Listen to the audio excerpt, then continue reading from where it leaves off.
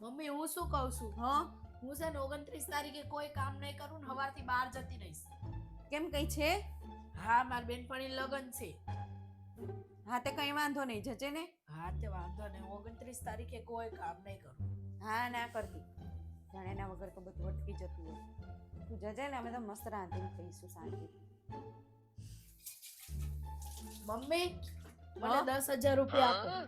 10,000 રૂપિયા શું કરવા છે? અરે મારી બેનપણી લગન છે, કીધું નતું 29 તારીખે.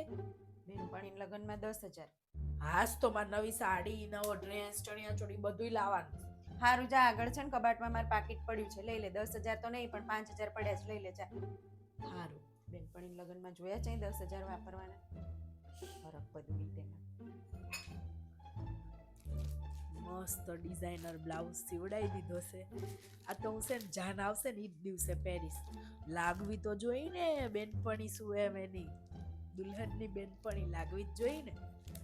મસ્ત થઈ ગયું. હવે બસ ખાલી એક ચણિયા ચોળી રહી, એ હું ભાડે લઈ આવીશ એવું કરીશ.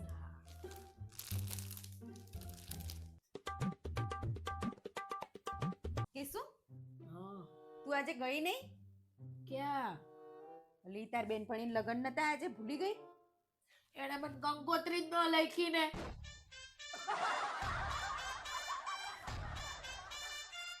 ફરક પડુડી તેમાં.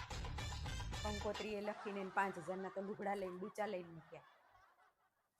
ફરક કેલી ને આવા થોડા હરખ હોતા હશે, એને લખવી ના હોય ને તારે આટલો ટટ્ટો જવાનો.